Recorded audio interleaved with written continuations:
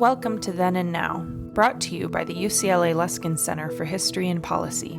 We are dedicated to studying change in order to make change, linking knowledge of the past to the quest for a better future. Every week, we interview thought leaders, historians, researchers, and policymakers about what happened then and what that means for us now. Welcome to Then and Now, a podcast sponsored by the Luskin Center for History and Policy at UCLA. I'm David Myers. I teach in the UCLA Department of History and direct the Luskin Center. Our goal at the center is to bring the past into conversation with the present, and in doing so, to understand how we got where we are so that we can imagine alternative and better futures. Our guest today is Brenda Stevenson, distinguished scholar of race, slavery, and gender, the Nichols Family Endowed Chair in History, and professor of African American Studies at UCLA. Brenda Stevenson is an internationally acclaimed historian, a legendary teacher, and a sought-after public voice locally and nationally. Welcome to you, Brenda. Thanks so much for being with us. Thank you, David. Thank you for that lovely introduction. Oh, my pleasure. So we are now 2.5 weeks after the tragic murder of George Floyd in Minneapolis by police officer Derek Chauvin on May 25th. Protests calling for justice for Mr. Floyd, and more broadly, for a serious sustained challenge to structural racism in this country, continue apace. For some, this current moment of civil uprising and calls for change summon up the memory of 1992 and the aftermath of the Rodney King beating.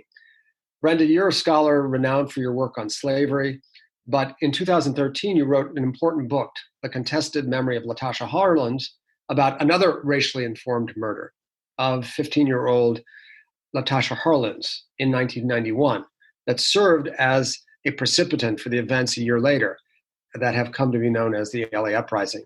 I'm wondering if you can take us back to that time, Brenda, if you could remind us about the case of Latasha Harlins and why it was so important for you to write a big book about the case.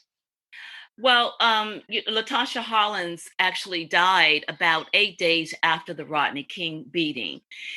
It was on March 16th that she walked into a local store, which was owned by Mr. and Mrs. Du, a Korean, nationalized Korean couple who owned several, or a couple actually, I should say, convenience stores in the LA area. There was a fight between Latasha and Mrs. Du over a bottle of orange juice. Mrs. Du thought Latasha was trying to steal it. Latasha was trying to pay for it.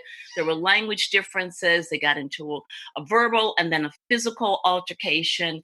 Latasha decided to just void the store, walk away. But when she turned around to walk out of the store, having placed the orange juice on the counter to leave, Mrs. Du had picked up a gun from under the counter and shot her in the back of the head. This was considered a very outrageous, very violent response by Mrs. Du. The community was very upset. And this took place within the context of other incidents like this that had been happening. Lots of hostility between the Korean American or Korean shopkeeper community and those persons who were their customers who lived in South Los Angeles. So Mrs. Du is found guilty of voluntary manslaughter. There's a recommendation before the court of the maximum sentence of 16 years because she did not show remorse for her actions. But the judge in the case decided that Mrs. Du really should not serve any jail time whatsoever. And so she was let go with a fine and also with community service. This was very upsetting, as you might imagine, to the African American community and allied communities as well. In fact, many people in the city wrote about how they found this to be just an inappropriate sentence. It just was not the African American community. It was shared across many communities, even Judge Carlin's community, which was Jewish American. Many people from that community also spoke out and said, what happened here? This is not correct. But it stood. And So at the time of the 1992 insurrection, many people were still very angry and upset about what had happened, this injustice with regard to Latasha Harlins. And you see in the aftermath of this hostility, the burning of Koreatown, where 2/3 of the shops owned by Korean Americans in that area were destroyed. And so that's the role that Latasha Harlins' murder played in the insurrection of 1992. Mm-hmm. And I'm curious, what drew your attention away from your area of research for which you have gained much renown, the 19th century and slavery, and the issues that you dealt with over the course of your career prior to that point? What um, grew in you that said, I need to address this issue of contemporary history? Well, it's very interesting because I had just moved to Los Angeles and I'd grown up in the American South. I had gone to school in the Northeast, and then I had taken a job in Texas before coming to UCLA. And so knew Los Angeles was very new to me, and I was just trying to understand this new space that I was occupying, and my students at UCLA and all of that. And so I arrived in January of 1991, and early on, then there was what happened with Rodney King, and seeing that videotape. I'm sitting in this faculty apartment, in Westwood, and watching this grainy videotape of this beating, and then a couple of weeks later, not even a couple of weeks later, I'm seeing the videotape of Latasha Harlins being shot in the back of the head. And I thought, oh my gosh, did I come from the frying pan, which was Texas, to the fire? Because if you grow up on the East Coast, Los Angeles is always thought of as this place where everyone's relaxed and there's a lot of harmony and peace. I mean, it has that kind or had that kind of stereotype. And even after Watts in 1965, it was just thought of as this place of beautiful beaches and palm trees and, et cetera. It wasn't this kind of angst that you had either, racial conflict that I grew up with in the South, or this kind of large Eastern European immigrant group that was in the Northeast, in New Haven, where I was, for example. So it was quite different. And I was trying to figure out really what it was. And when I saw this happen, I thought, oh my gosh, we need to stop and wait. Race is part of what you do. You try to understand, and gender is as well. And so what's going on here? And the reason why I was really pulled into this case was because all the major players were female. There was Latasha Harlins. She was 15 years old. She was African American from a poor family. There was Soon Ja-du, who was a Korean national, who was 50 years old and was a shopkeeper. And then there was Judge Carlin, who was 40 years old and very wealthy from a Hollywood family, really. And so this just seemed unique. Where else have I ever been where these three characters, these three people would come together under these circumstances, and their lives and careers and families, all this would play out, in a Los Angeles courtroom. And so I was really drawn into it because I thought it was a unique opportunity to really look at women in late 20th century urban society and see really what was going on with us. With, why we had this conflict and why it played out this way and what the results were. And also, I think it shook this narrative of racial conflict being a male-dominated terrain. Mm-hmm. When we think about racial conflict, we usually think about, as we are today, thinking about a Black man being killed by a white policeman.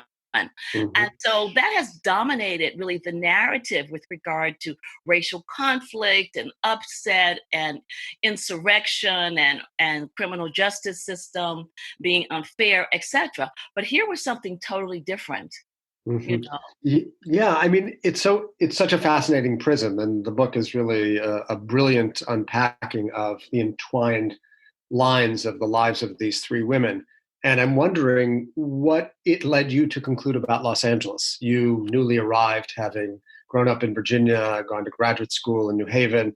been a Texan now, coming to Los Angeles. How did it alter your understanding of what LA was? Well, it didn't take me long to realize that LA was a city that was divided by race. It was very clear even before this happened, the kinds of incidences of microaggressions within Westwood, on the campus of UCLA, etc. So it was pretty clear early on that this notion of Los Angeles being the most diverse city in the nation and therefore having a kind of window of opportunity for racial harmony was a myth. And it was you could barely scratch the surface before you could see that it was an very off-centered myth, not a reality whatsoever. And these cases, well, the case of Latasha Harlins made it also very clear that racial conflict was not it was not just the project of men, but that it also was the project of females, and that females were in themselves a kind of the gender of racialized hierarchy, was a part of that, of being female. And that was playing out very clearly in this beautiful, wonderful city. Hmm. And I suppose that point about the lack of gender exclusivity in perpetuating racism and racial stereotypes attests to the deep structure of racism in American society. And I'm wondering, what was it about the early 1990s that proved to be such an intense incubator for tension and violence and unrest and insurrection around that deep structural racism? Well, I think, whenever there are difficulties within the economy, I think you're going to see, in particular, in stark relief, what our ideals are with regard to equality and democracy and what the realities are. And so in Los Angeles at the time, you had a city that in some ways was really booming economically, but not for people or African Americans. A lot of the jobs in terms of the industrial sector had been decentralized in Los Angeles. And so a lot of people were out of work. There was a high unemployment, particularly among Black youth and Black male youth in particular. If you recall, there also was a big problem with gangs. There was huge amount of gang violence, gang affiliation issues, etc. Crack cocaine was literally destroying much of the Black community in South Los Angeles.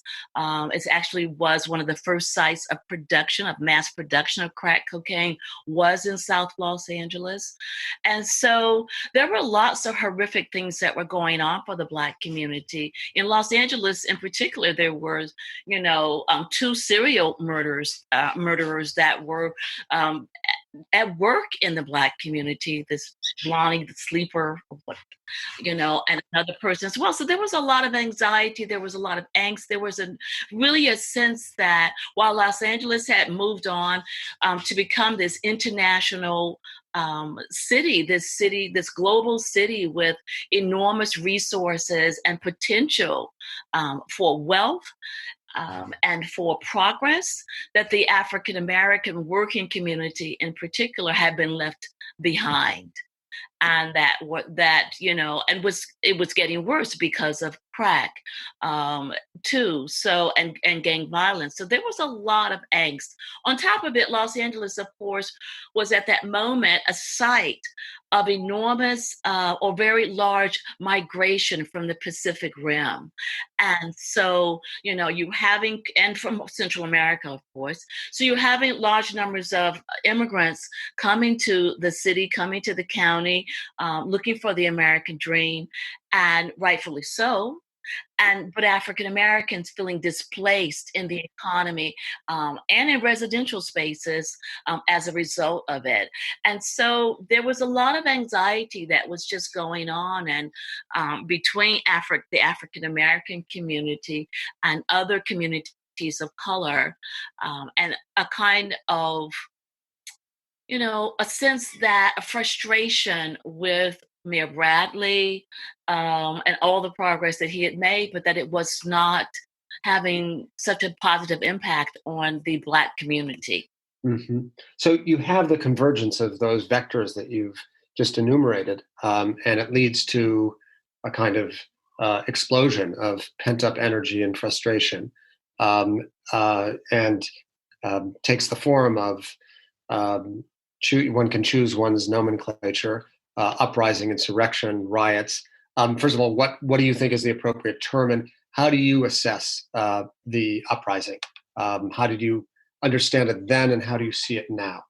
Well, one of the things I also wanted to say, though, was in terms of the vectors that we talked about earlier, was one thing also that made it very, very difficult for African Americans in Los Angeles, and that was the police department.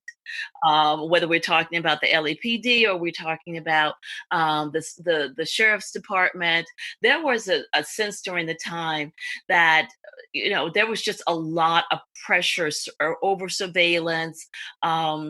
And of the African American community by the police department, rough treatment by the police department, easily arrested, disproportionately arrested, disproportionately with long prison sentences. This was the era of the three strikes, and African Americans felt rightfully so that we were being targeted, particularly with drug offenses, and that and being placed in life or long sentences for for what we now call misdemeanors, or wouldn't even call a crime at all.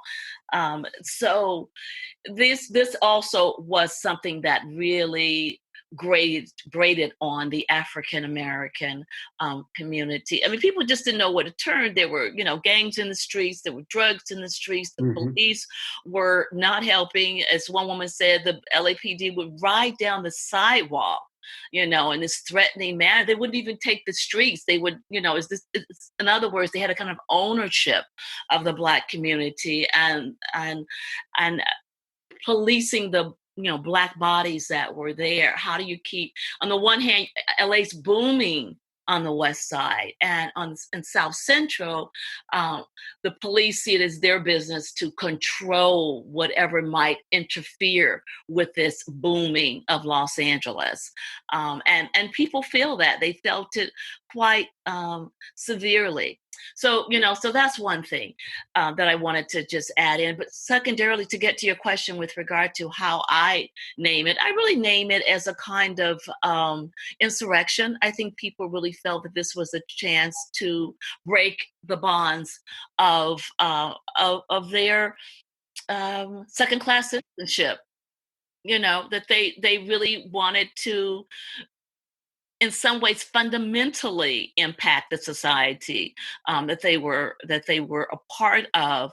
They wanted to reach deeply into the foundations of inequality and ill treatment, and rupture that, change that in some ways that would really, they could see the results of it.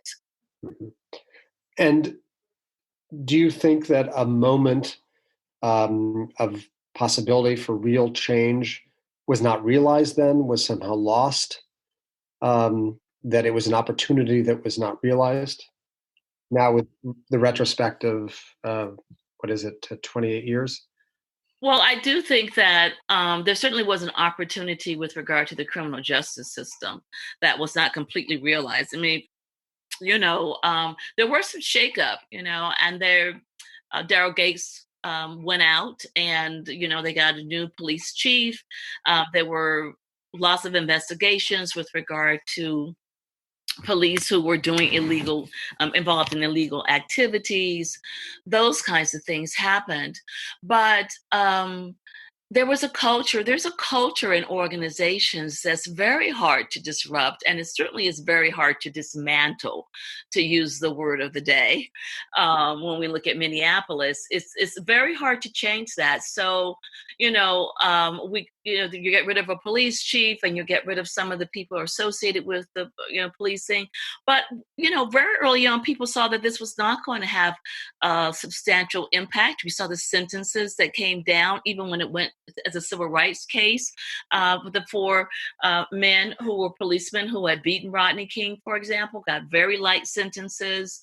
We saw that Judge Carlin had been, right before the riots, reelected as a judge, and so the system was not changed very much. And yes, there was an opportunity to really investigate not just policing, but our entire criminal justice system, how, the biases that are a part of it, the structural biases that have been in place really since the 17th century.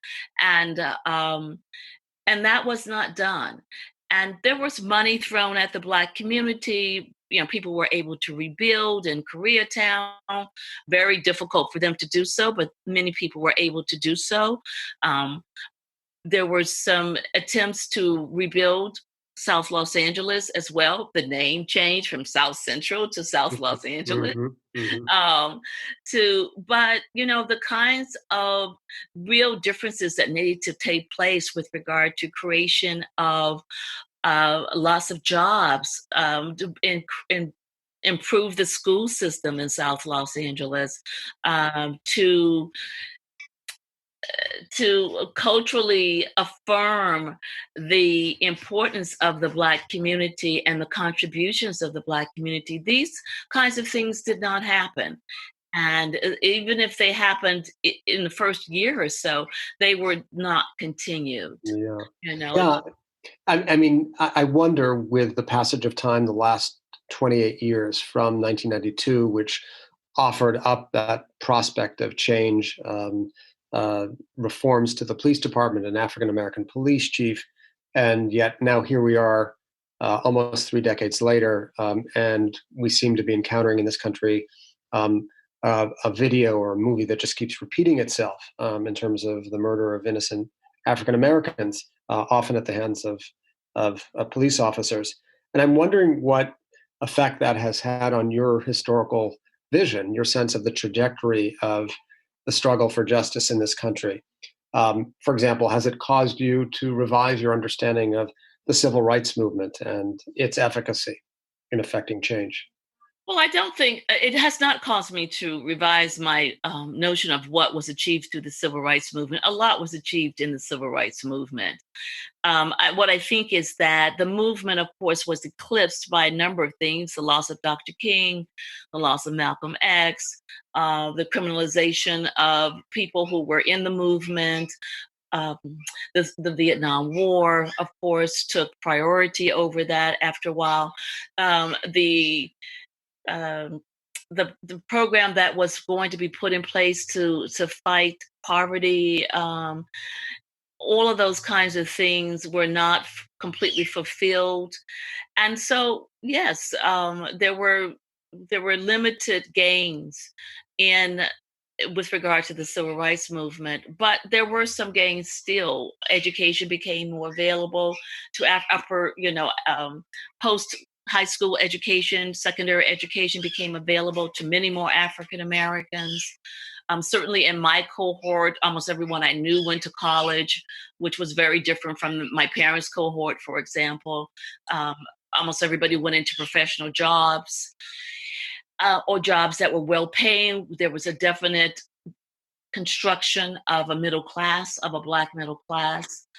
And African Americans benefited from the Voting Rights Act. Of course, now we have had some return to issues associated with that, but for many decades, African Americans very much benefited. We very much benefited from the Voting Rights Act, and also looking at the Title IX that was associated with the civil rights, affirmative action, which has virtually disappeared in most places now, but it was very important in terms of helping to build the Black middle class, helping to get Black people educated, etc. So there were some real wins. And also it raised a consciousness of, with regard to racial difference and racial inequality in our country. And that was really, really important. And what we have not had really since that time period is a movement that raised consciousness about the African American condition, or the condition of indigenous people, or the condition of Latinx peoples, or other, or poor people, or immigrants, and etc. So many people have patted themselves on the back and said, well, we had the Civil Rights Movement, and we had the Voting Rights Act, and we have Title IX, and we had a Black president. So we're doing a good job of moving towards racial equality and including everyone at the table. But that is, in some way, I don't want to just say it's surface, because it's not surface. It's meant a lot, much to my family, to other families that I know. But, we have lost some of that consciousness of racial inequality. We have taken our eye off the prize of trying to make this a country that lives up to its ideals. And those ideals, of course, have evolved over time. But the ideal of equality and the ideal of democracy, and that the resources of the fantastic, marvelous resources of the nation are available to everyone under the same kinds of conditions. And I think we've lost that. We've had a sense that we've done that. We've taken care of that work. Move on. Why are we still talking about that? Mm-hmm. And so, but the people who are negatively impacted by not having us realize these ideals continue to work for that, to continue to push forward for that. And so you will continue to see protests. You will continue to see organizations like Black Lives Matter continue to push that point. I mean, I think when in the 1960s, during the Civil Rights era, Black lives did matter. People came to realize that. People came to realize that Black people had been treated really badly and were not equal in our society, and were subject to enormous amounts of oppression and violence, maintain that oppressive state. But we've lost our notions of that. We've decided that that's no longer the case, and why are we still talking about it? But Black people and other people, the disabled, the poor, the very poor in our society, the homeless, etc., we still suffer, and we still are acting to make sure that that's known and that's remedied. Right. So there are many bends in the road. It's not been by any stretch of the imagination a linear path in the quest for justice in this country. And I'm wondering if you think the current moment is a moment of clarity, a moment of consciousness raising, and a moment of return to awareness about deep structural inequalities in American society. What do you make of the current moment? Well, I do think that it's a game changer with regard to consciousness. I think that many, many, many people can really see when they look at that 9-minute videotape of Mr. Floyd being killed, that was an awful act. That was a violent act. That was an act in which the person, the policeman, really meant to kill the person under the authority of the law that he represented. And people could see that. I mean, and also, before, when we looked at, what happened to Michael Brown, and what happened to Trayvon Martin, and what happened to so many other people would say, oh, or even Rodney King, they kept saying, oh, he was rolling around, he was moving, da-da-da-da-da. There was nothing there. This was just an act of outright first-degree murder. And so I think when people could see that, and could see also how it was immediately covered up, and the person was not arrested, and the people who allowed it to happen were not arrested either. I think that really raised the consciousness. And of course, it doesn't happen in isolation, because you also have Mr. Arbery, who was killed in Georgia recently, and Breonna Taylor, who was killed in Louisville, Kentucky, and even the Black Harvard alum, in Central Park. All this is happening at the same time. It's also happening at the time of COVID, when I think people feel really vulnerable to outside forces, feel the vulnerability of the globe, really, and feel frustrated by, our leaders and the people who are supposed to protect us, not being able to protect us. And so I think that was a kind of opening to see a global, a vulnerability in other communities, not just in your own community, which is where we're mostly located. We're mostly located in what happened at my camp today, Right. Right. I should just say we'd like to welcome a very active and engaged protester into the conversation, your bird, whom we hear. I'm sorry. Yes, I'm very sorry about that. No. It's always good to hear multiple voices in this conversation. So I'm curious, what do you think has changed, Brenda? You've identified that people look differently upon episodes that have been occurring with great frequency over the course of the recent past and the long history of the United States. What has changed? Well, I think one of the things that's changed is that this is a global movement. I think because COVID was in some ways is global. People are people are very tense about what's going to happen in the November election. People not just in this country, but also globally. And so it was a moment when the world is feeling very vulnerable. And the world is also looking at the United States, this great nation, what's going to happen in the United States. And so I think one of the positives about this moment is that people could see, no matter where you were in the world, where you are in the world, they could see the vulnerable in themselves, in their society, in George Floyd. Okay. They could understand their own sense of victimization, or the victimization of certain peoples in their society, through his victimization. And I think that is unique and important. And I think that's why you see the protests around the world. That's why you see people trying to make some structural changes. I mean, I was amazed to read in the BBC yesterday about, the changes that are now going to be made to drama schools in England, and so not everyone, but lots of people are taking this as a moment of reflection. Of course, most of us are still sheltered inside. And so we have a lot of time to think about a lot of things, and we're glued to our news apps and all these other kinds of things. But whatever the reason why, it's happening, and that's important. So that global reach is, in a certain sense, echoing back to the United States and holding up a mirror of American society in ways that seem to be having effect on larger and larger numbers of white people in this country. Yes, I think a lot of people have been impacted and are thinking about it.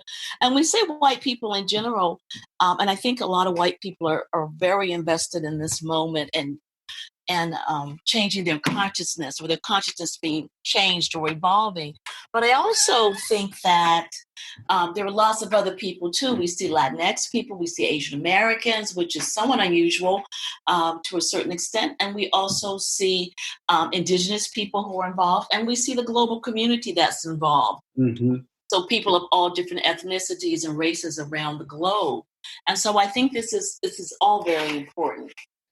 And one of the characteristic features of this moment is that we're hearing concerted calls for very significant, even dramatic structural change. Abolish the police, defund the police, dissolve, as well as overhaul the law enforcement system and the incarceral system of this country. And I'm just wondering, from your perspective as an historian, is change of that scale possible in this country? Does the United States work that way? Has there ever been change of that scale in response to a series of particular events? There have been. I mean, we have the American Revolution and we have the Civil War. And we have the Civil Rights Movement as well. So and we have the Women's Rights Movement. So there've been significant changes that have come on this scale to the United States. I mean, that's how we became a nation. That's how we remained a nation during the Civil War and ended slavery. Other forms of oppression were put in place, but it was not slavery.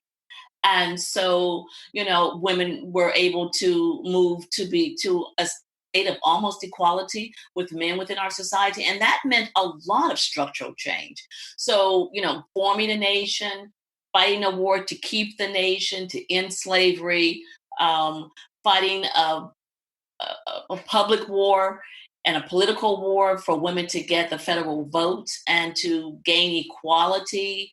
You know, changing our immigration systems. It's changed back and forth, but it's opened up and then closed back again, and et cetera. So we have had periods of fundamental, um, institutional change, systemic change in our society. So it certainly is possible to happen. And the civil rights movement was, of course, if we're going to look specifically at race and don't want to go back to the 19th century, we can look at the civil rights movement in the 20th century. And there was great, great change, not just legally, but as a result of so we had local laws that were changed, state laws, federal laws that were changed, etc. The public school systems changed.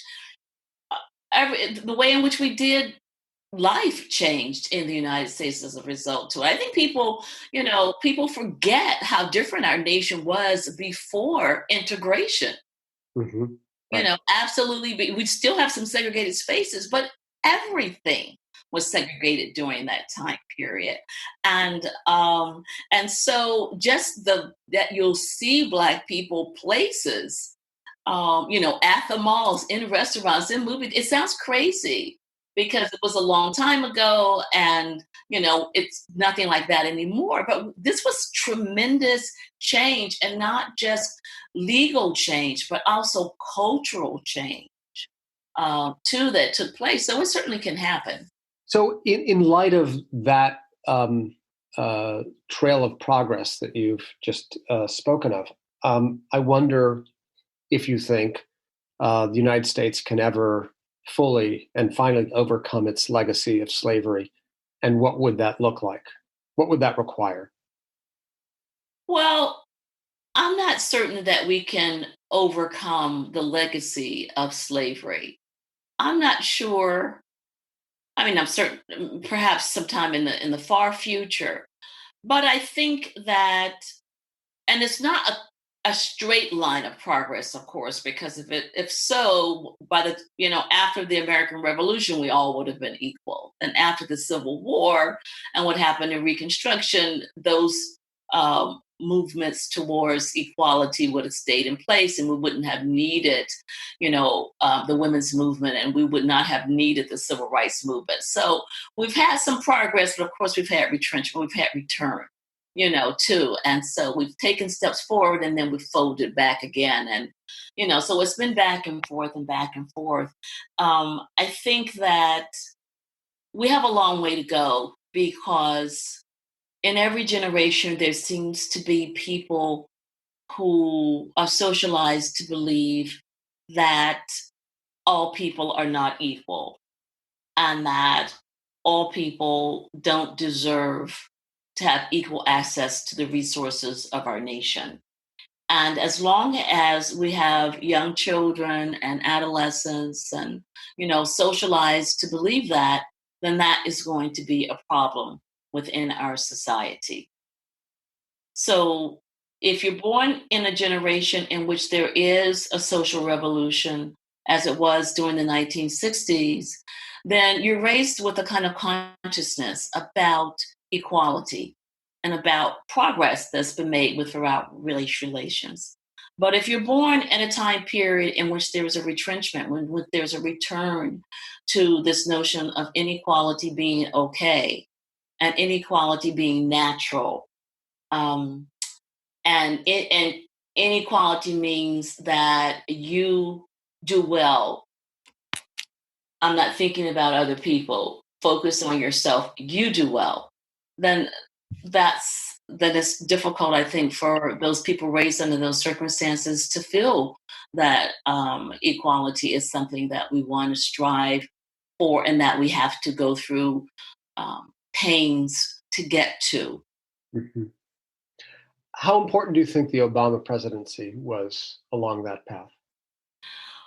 Well, I think for African Americans and people of color and people who believe in equality, who really want to see equality, it was very important because regardless of how he was treated, how he and his family were disrespected, and how his attempts to make the country more progressive were turned around or vacated in the new administration, etc.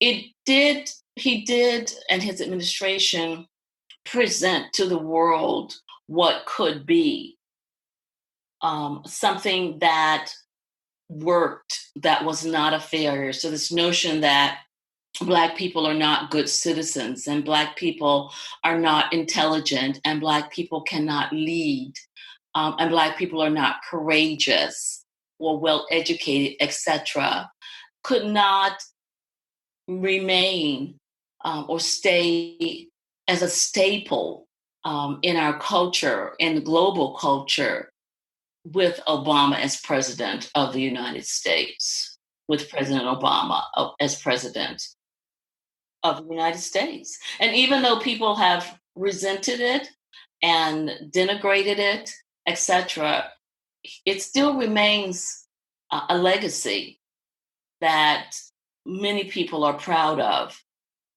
globally, not just in the United States and not just Black people.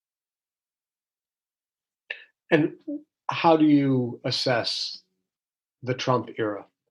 There are some who say Trump is just the latest in a line of perpetuators of the system, and others say Trump has exacerbated by many orders of magnitude race relations in this country. How do you see it?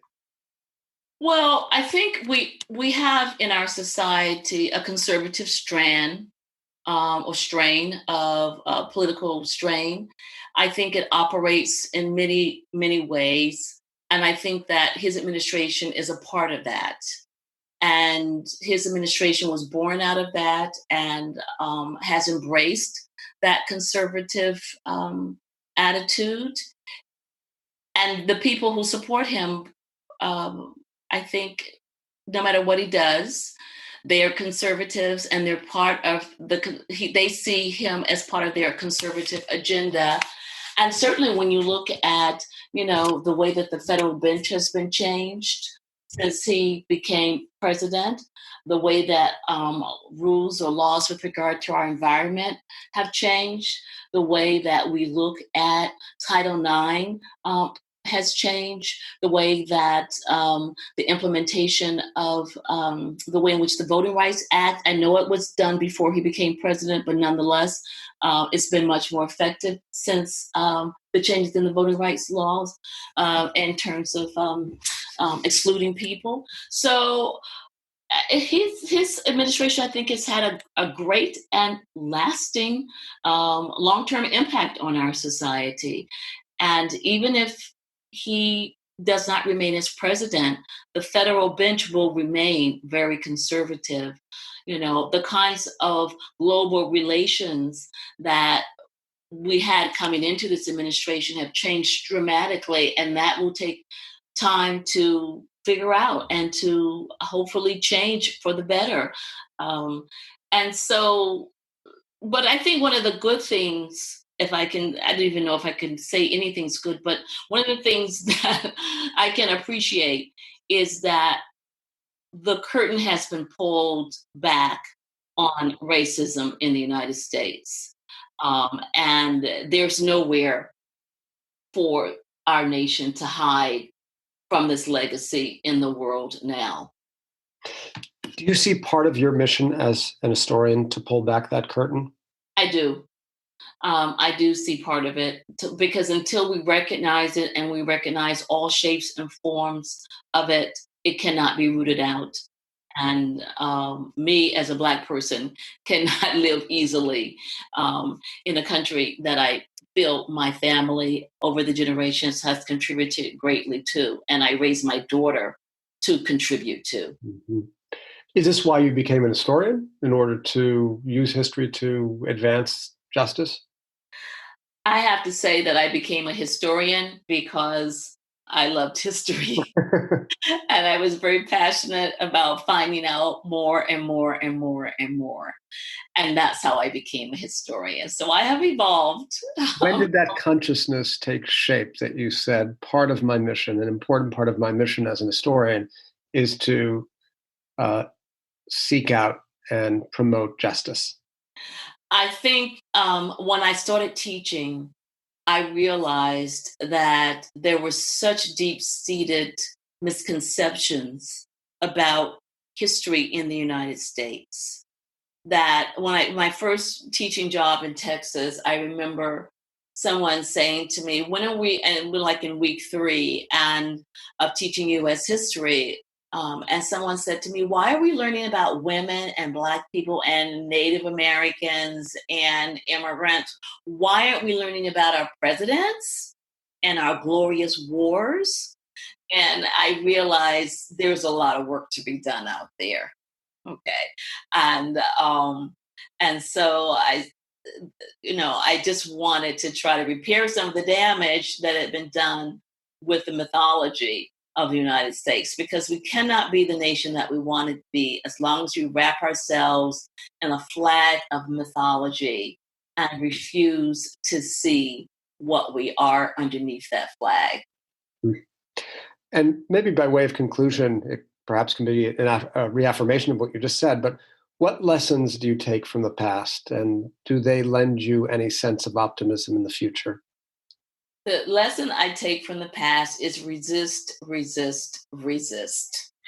Okay? Resist being comfortable where you are. Resist accepting the status quo. Resist falling into the comfort of the mythologies. And resist people writing your story. Write your own. Well, on that note, I would like to thank my friend and colleague, Brenda Stevenson, distinguished historian and the Nichols Family Chair in History at UCLA. It's been a great pleasure to have you on Then and Now. It's always a great pleasure to speak with you, David. You ask the most interesting questions, and I end up saying a lot more than I thought I should. Well, no, thank you. We're so delighted to have you, and of course your bird in the background. Yes.